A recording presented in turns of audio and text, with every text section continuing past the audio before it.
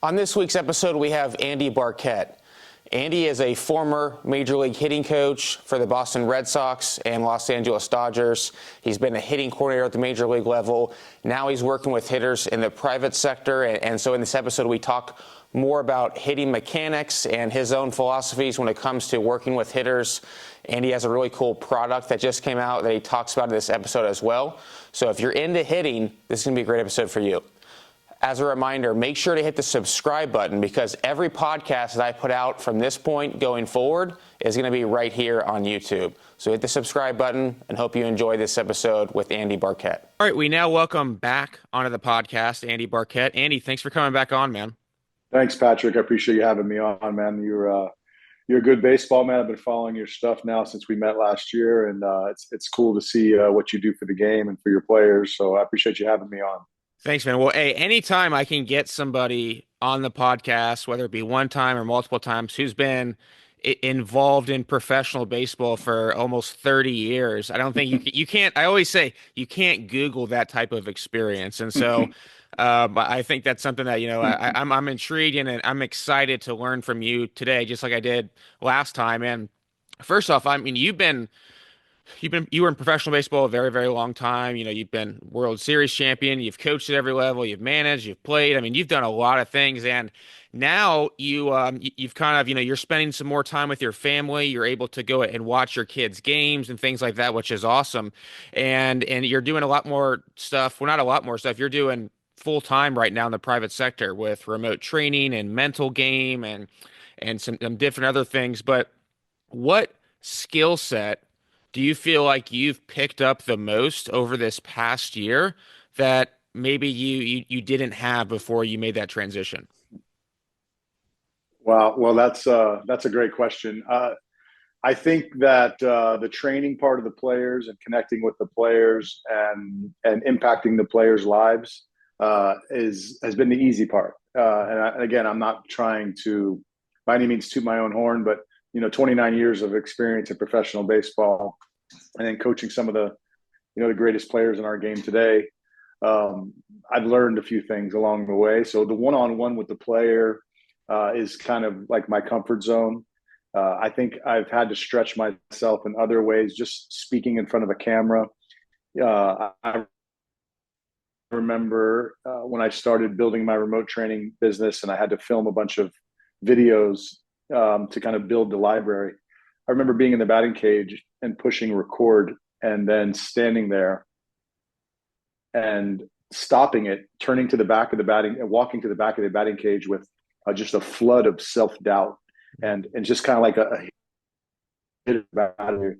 You're 0 for 4 and like, why do you think you can hit? Like all that negative crap started kind of flooding my brain at that point. And I remember just like having to like use the mental skills that I teach players, and just kind of have a reset and be like, you know what, man, like, you know what you're doing. You can speak in front of a camera. You've done this before, record and let's start teaching. So I think having to record myself and edit videos and run an Instagram account and learn how to market and do sales calls and just so many different things that I never thought I would do on the baseball side, running a baseball business. Now I'm getting to do so. I've learned a ton. I started when I met you last year. I had no Instagram account. Now I've got like almost 25,000 followers on Instagram. It's been crazy just to be able to do that in a year's time. Learn some cool tricks from some cool marketing people and some people that know algorithms on Instagram to try to build this remote training business. And it's been neat. So yeah, just on the business side, like, hey, I'm a ball player. Like I'm a baseball coach. I don't run businesses. I don't, you, Patrick, or you guys that run batting cages and do what you do are entrepreneurs. And I have tons of respect for everybody in that sector. When I was in pro ball, so almost kind of, and again, just being transparent, almost kind of look down at the batting cage guy. You know what I mean? Mm-hmm. Like, yeah, I mean, what's he doing? Are they really making any money? Or they're just, they're just basically telling everybody how wrong guys like me are. And, that's just kind of what the vibe I got, But now that I've gotten to know so many people on the private sector and appreciate the work that they do, it's been refreshing to kind of just connect with so many different hitting guys that maybe don't have the experience that I have, but yet are amazing in what they do in their little niche and so forth. So, it's probably a long answer to your question, but yeah, I've had to stretch myself in lots of ways that I never thought I would, just because I lived in this professional baseball bubble for 29 years and really didn't know any other way of life. I feel like there's some coaches that like more so gravitate towards, when they're working with a hitter, like the first thing they go to is mechanics or and look at a swing. Again, and there's other coaches, the first thing that they go to is like, okay, let's figure out, this guy's approach or maybe his background, who else has worked with them. When you first start working with a hitter, what's kind of your process? Like what if someone listening to this podcast starts working with you, let's just say next week in the cage. What do you how do you maybe not necessarily what you tell them, but what's going on through your mind? So the pillars of my program are mechanics, mental game, and approach. You can outline all of those three and go down rabbit holes all over the place, but I used to be anti-mechanics. I used to be, before I met JD Martinez and worked with Mookie Betts and Tim Hires in Boston, I was and before then, honestly, I was the manager of teams. I wasn't a hitting coach. I was I try to explain this to people all the time. Like I wasn't a hitting guy by trade. I was the manager. Did I go in the cage? Did I talk to hitters? Of course. But most of the things that I talked about were the mental side, were approach, were, you taking your work in the cage into the game and just kind of, kind of holding players accountable. And so then after going to Boston for 2 years and basically getting a PhD in swing mechanics, I've developed and grown a lot and learned to appreciate and understand the fact that if a player is going to have a good mental game, a strong mental game, he's got to feel confident in his mechanics. So I start there. Now, there's lots of players that I work with that I don't talk about their hitting mechanics at all. It all depends on the player, obviously. But if somebody's coming to me to learn how to hit and learning the whole package just fresh, I'm going to start with mechanics. The reason being is that they got to learn how to move and impact the ball and feel good about that for them to be confident and have a strong mental game. If you're not confident in what you're doing at the plate, then there's no shot your mental game is going to be strong. And if your mental game is not strong, there's no chance you can get to the approach side. And so what I like to say, to teach you how to bat differently than you've ever swung it before. And so we're creating a bazooka. You got a bazooka power source now. And now with approach and mental game, that's like putting a scope on the bazooka. So I would start with the mechanics. I would go through my whole process. And then I would start, leaking the mental game stuff and approach stuff as we go. But I usually do a 5-part series with people in person. And that's the engine is lesson 1. The bat path is lesson 2. The connecting them together is lesson 3, approach is lesson 4, and then mental game is lesson 5. So that's normally my process. Those are the pillars of my program, but it all depends on the player. There's players that I don't talk swing at all, just because I have a college player that just we're starting to work together. His college hitting coach is with him. They live in the same town in December, so they're going to be working together, and that's great. But he needs mental game help. He needs approach help. He doesn't know quite how to take the mechanics into the game. So, Patrick, every hitter's DNA is different, and they all need to be, met and helped in different ways. But yeah, mechanics was where I would start. I need a player to feel good about his engine. I need him moving efficiently, moving like he's supposed to move, and then usually I can fill in everything from there. What's the average age of a hitter that you work with? Is it mainly high school? Is it college? Is it sprinkle some pro guys in? Like, what's kind of the majority, like the average age of the player you work with? I'd say average. I'd probably, if you took them all and put them all together, I'd probably say 19 or 20. Okay.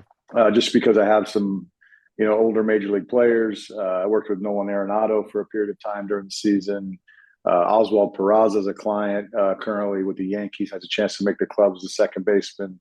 Then I've got high school players. I've got a couple agents and top agencies in baseball that have,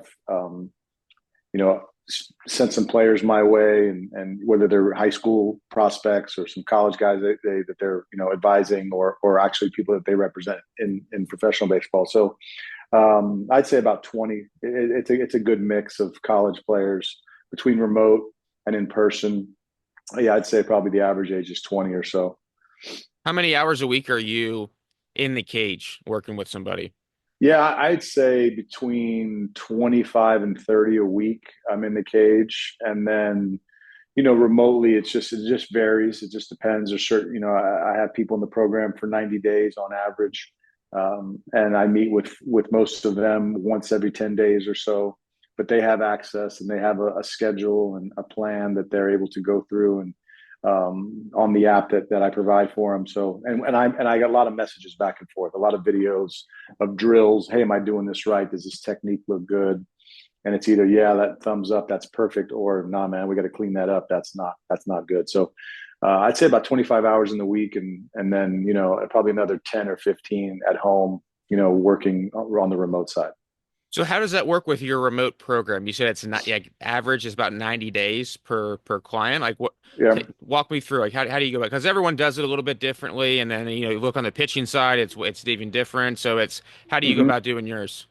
So basically, I onboard the player and with a call, and we do a Zoom, get to know each other, and figure out what his needs are, what he's looking to get better at. And then at that point, I build him a custom program. I have an app that is all kind of built out on the back end, where I have all my drills and mental game modules. I've recorded hours of videos and have them all edited out, and so I can literally plug and play and drop the drills into the calendar for the player, and then the player can tell me that he completed the task that day, on his end, and then the player can upload video and then put it in the chat. Hey, what do you think of this right here? And so that's kind of how that works on that end, and then I monitor the progress every, like I said, week or 10 days. We'll hop on a Zoom and we'll go over, how's it going? How's the routine going? How's the feel? Are you starting to feel better? Are you starting to move better? Or if it's, again, I've had players where it's just mental game. During the season, I had a bunch of players, working with them during. Like I started this in January, and next thing you know, I was doing remote training during a season, so it wasn't like I had the time to kind of build up the mechanics. It was a lot of mental game at first. I had a player in the ACC, a softball player. Uh, and we did not talk swing at all. It was just about her mental game, and her being able to manage her at bats. It's amazing, Patrick. These players, they stress out about a lot. This young lady, I remember she got rewarded to lead off in their first ACC series, and she was excited but yet panicked. Like the self thoughts. We spent 25 minutes on the phone talking about what to do on the first pitch. What I do on the first pitch of the game? Should I take it? Should I swing at it? What if I roll over? What if I pop up? And I'm like, whoa, this. How You're about worried. Yeah, me? like how about let's celebrate it? Let's just tap the plate and let's just get in the battle and just see what happens. And then she talked to somebody else. She's probably spent 2 hours talking about the first pitch of this game. And you know what ended up happening, Patrick? You can share this to all your people. She got hit by the pitch. The first pitch hit her in the butt. So she spent hours of her life and her day worrying about something that was like, and so, but anyway, that's the type of conversations that I would have, as far as we would meet on Zoom and we'd go through an hour session of just, different things, how her routine is doing, how her mental game is, what's her game plan against this. I might get some video of the starter from a client during the season.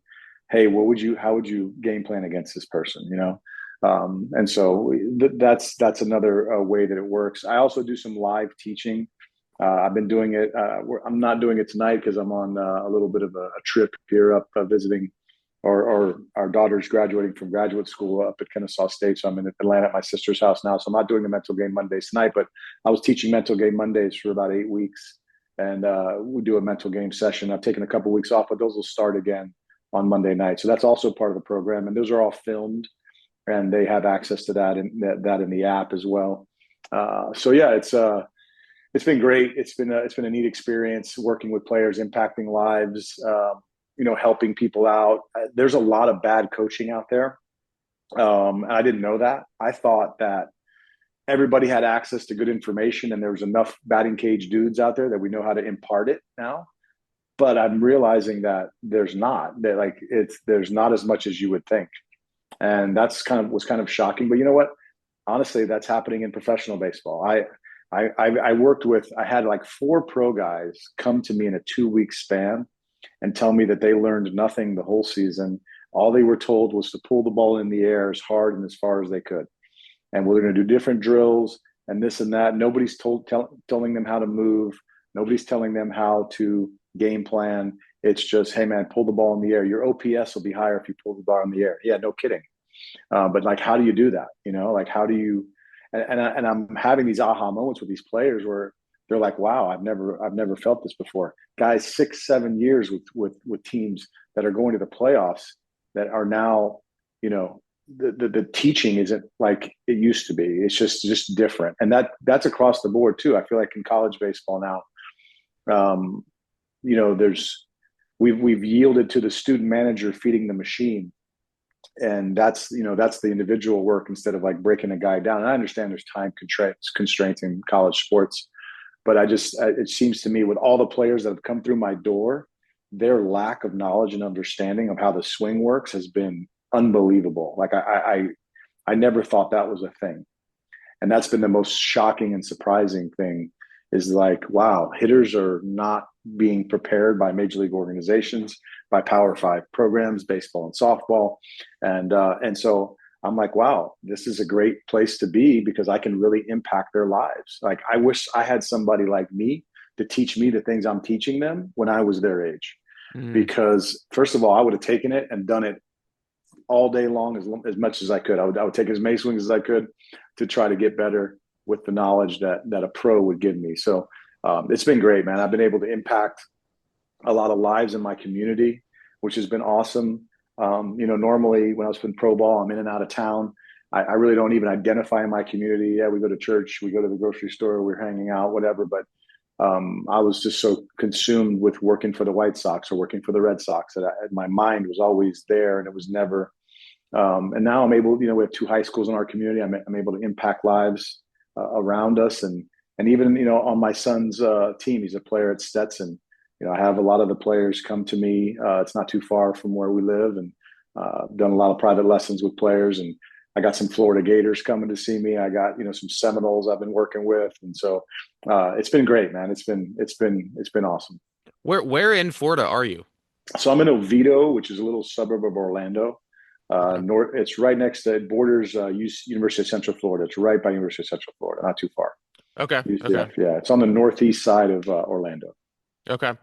So yeah, let's talk a little bit about, you mentioned a couple different times the mechanics, and I think that if you're on social media, there's so many different opinions of mechanics and what to look for and how to help players with mechanics.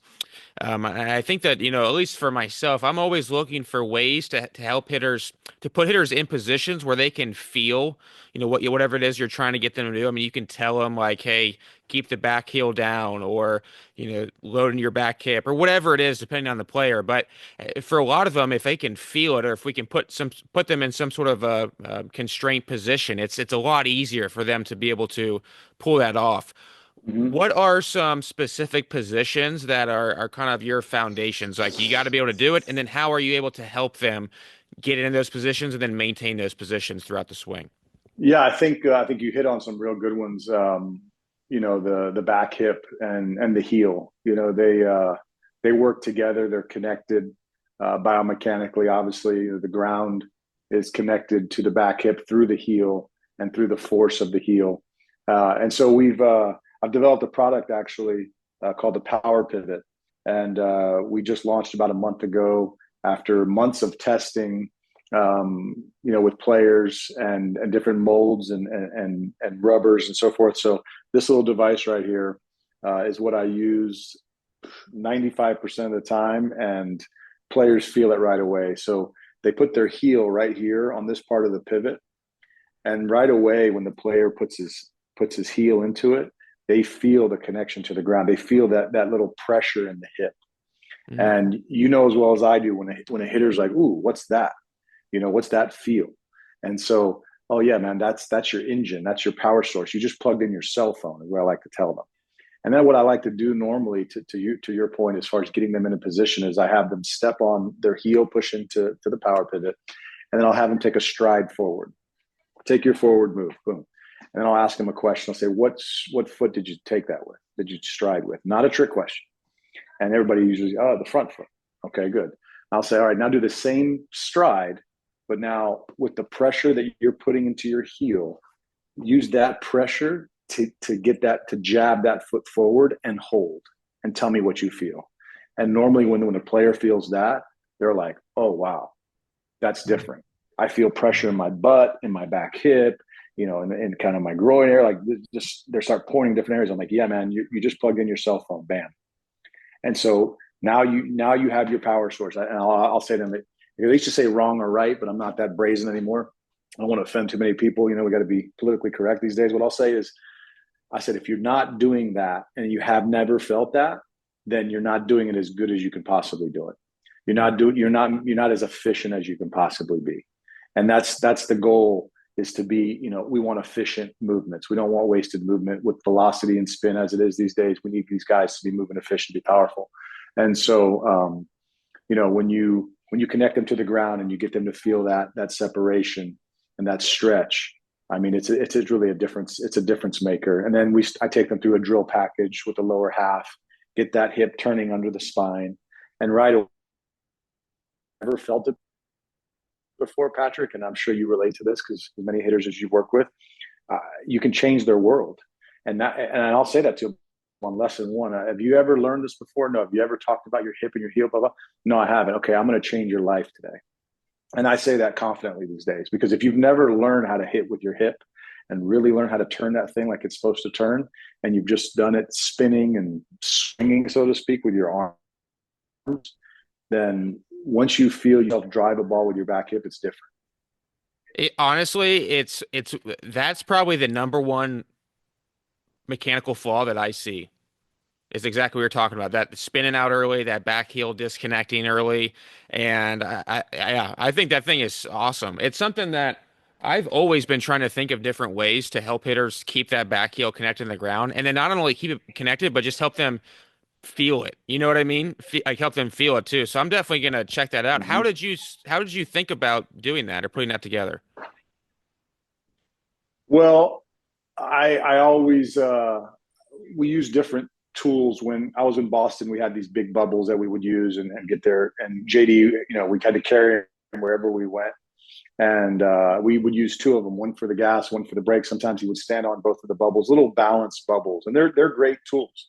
Um, but they don't really give you the specific feel of the connection with the heel and the hip. And so I thought, what if I designed something that a player could just like sit that heel in and feel the pressure and connection to the ground. And once we got this mold set up and we were able to do it, I was like, okay, yeah, that's it. That's the feel. And so, by the way, I'll send you one so that you Okay, can start appreciate it. using them and helping your guys out. So, but yeah, that's how I kind of came up with it. It was driven from years of working with guys and learning how to them to get in their coil, learning how to get in their hip, and then finding a smaller, effective, more efficient way for them to really feel it. And so, like when I'm doing path work with guys now, I'll force them to use, not force, but I'll suggest them to use it, because again, as you know, Patrick, if you're working on path and your engine's not connected, you have no path.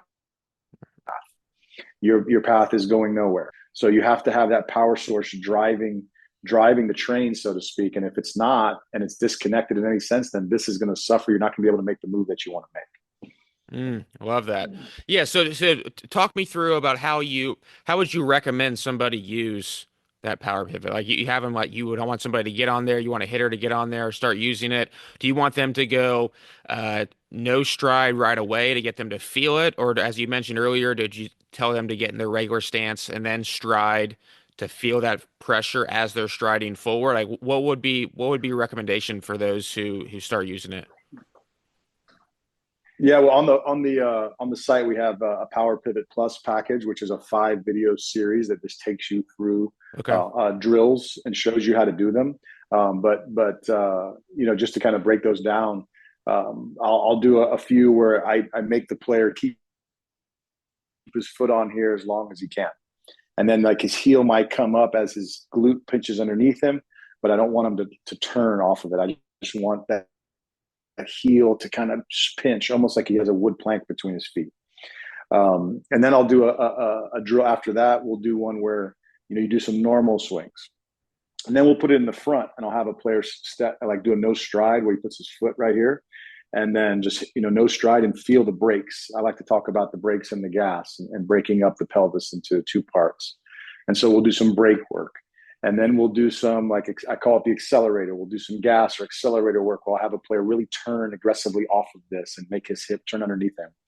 And again, they'll feel that rotation of the back hip through the heel instead of them spinning. And once that starts to happen, as you know, all of a sudden the ball starts coming off differently. And it's usually an aha moment. They're like, okay, wow. So yeah, working on the brakes, working on the gas, and it's cool now because I've had it for a while. We've been playing with these. Roman Anthony, top prospect in Major League Baseball with Boston Red Sox. He played in at the East Coast Pro Showcase with my son Isaiah. Reached out to me on Instagram in April, struggling, needed some help. I had just gotten our first molds, sent it to him. Hey, kid, you got to get in your hip better, which is my number one recommendation for you right now, just after watching your film. But this thing's going to help you. Like, just try it out. Now, I'm not saying the power pivot, because obviously Roman Anthony is a super talented kid, and the Red Sox have some great coaches. But the kid ended up turning it around and making it to AAA at 20 years old, and knocking on the door of the big leagues. He's going to be a big name in the big leagues here before too long. So don't forget that name, Roman Anthony. But he's the OG power pivot user. Like, he first started it in pro ball and like loved it. Has done a couple Zooms with us and given us some cool sound bites on how much he likes it. He's like, it's portable. You throw it in your bag, you bring it in the cage, super easy to use. So yeah, he's been great. But then that gave me a ton of confidence. Like, okay, this thing really is helping players. Like, this helps this kid out. It's going to help more players out. And so now we have neon, by the way. We don't have purple. We have some really cool neons, but I didn't bring the neon with me. But I'll have them in the cage, and my guys will come in person, and they'll just grab the power pit. They'll just grab it and start doing the drill package, and I don't even have to say anything. And as well as I do, Patrick, because we're in the cage, when you see a guy liking a drill and just, let's do this drill, you know that helps them. You know that they feel something when they do that. It's a difference maker, so to speak, in the kid. So that's always kind of gratifying. Like, hey, I invented something that's really helping somebody, and I didn't have to say a thing, and the kid came in and just grabbed it, started using it.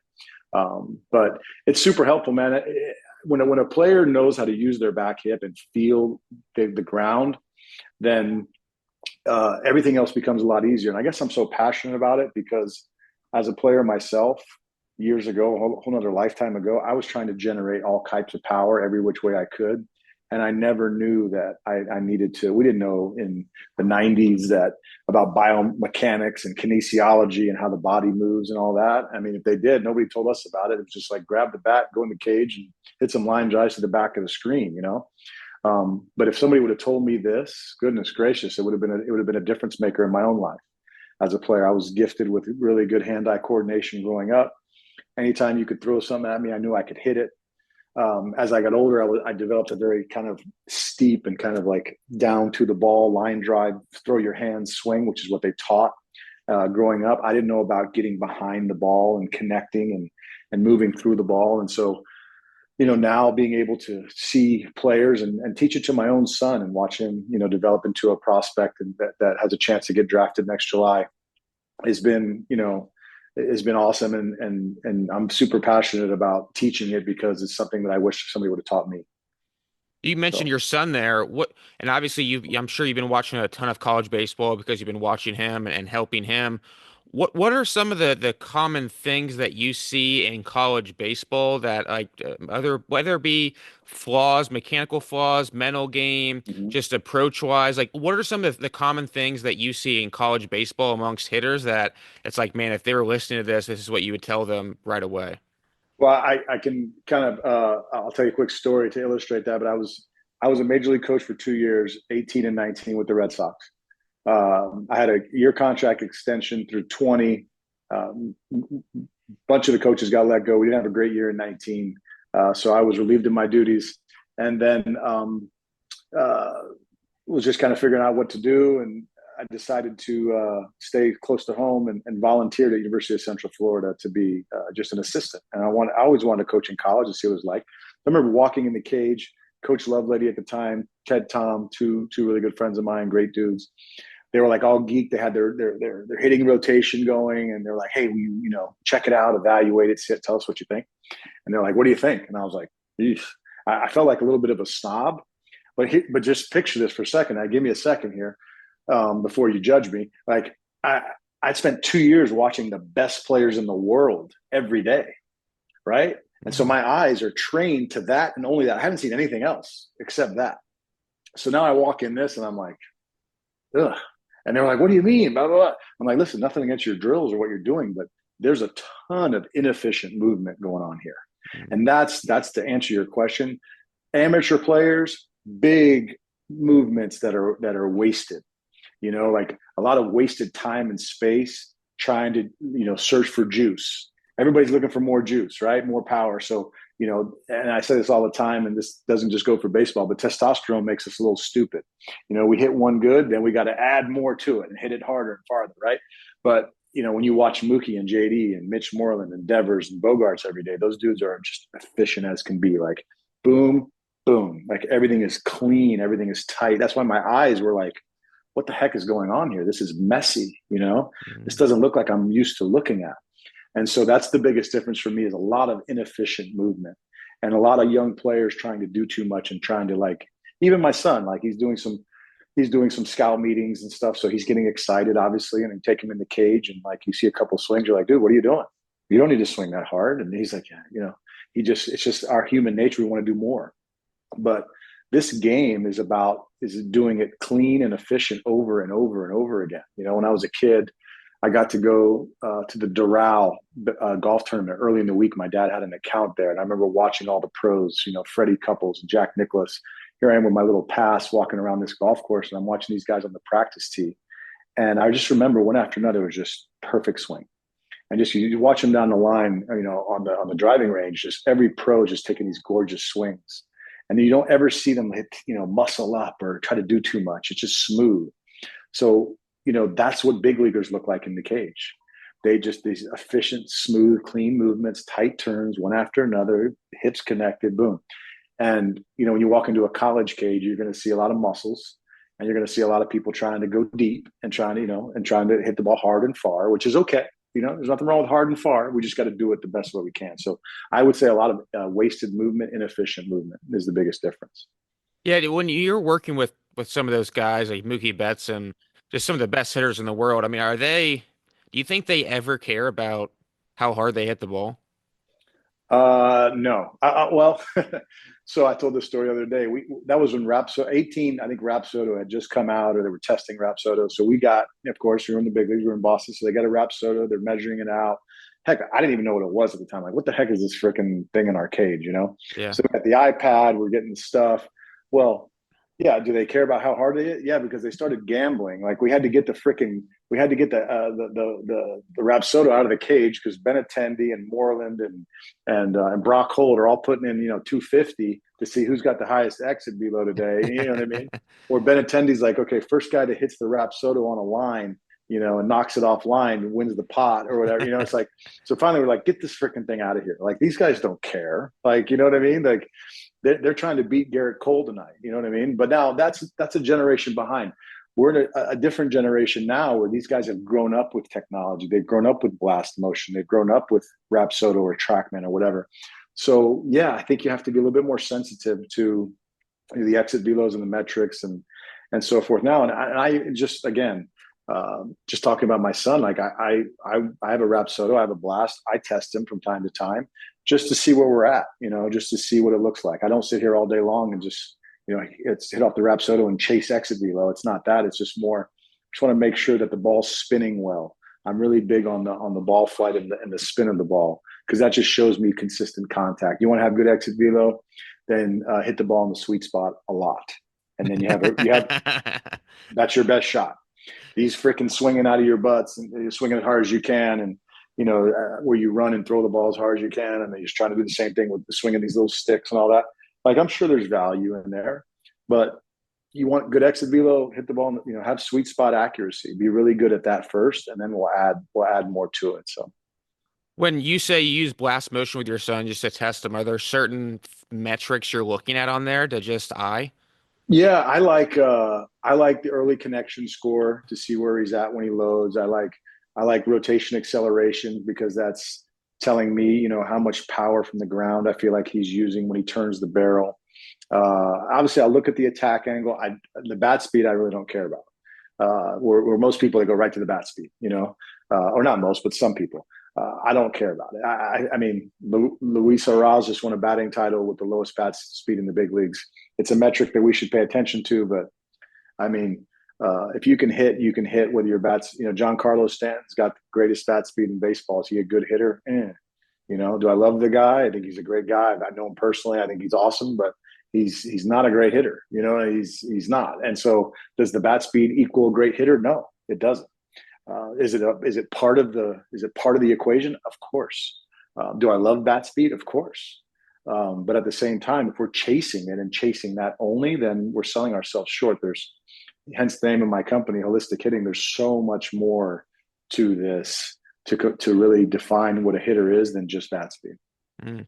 So name your company, Holistic Hitting. Where can people to go to get the Power Pivot? We'll put the Oh, link in the show notes. yeah, powerpivotusa.com is the website. Power Pivot USA is on Instagram. We just, like I said, launched this a month ago. We made sure that we got the product right. We made sure that it was tested. Made sure that it's durable. You can use metal cleats. You can use plastic cleats. You can do lots of different things with this thing. Use it on deck, which I really like. Just instead of like worrying about my swing, I'm getting into my heel and I'm timing the pitcher. I'm getting into my hip when he's separating, and I'm doing all that. So give us that reminder. But yeah, powerpivotusa.com or Power Pivot USA on Instagram.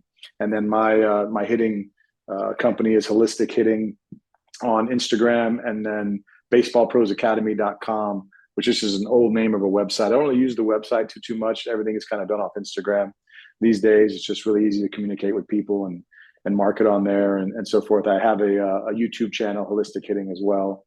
That I'm again. These are all things I never thought I'd say, Patrick. Right?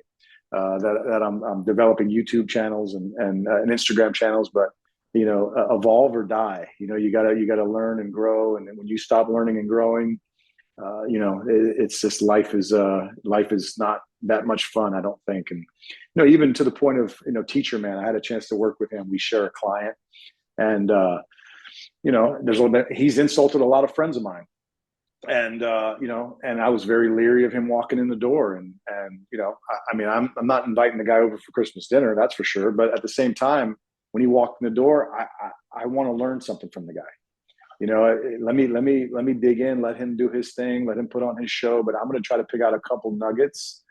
And actually, there's things from his program that I've given to my son and some other of my clients that have helped people. And so, I think, again, am I going to invite the guy over to my house for drinks? No.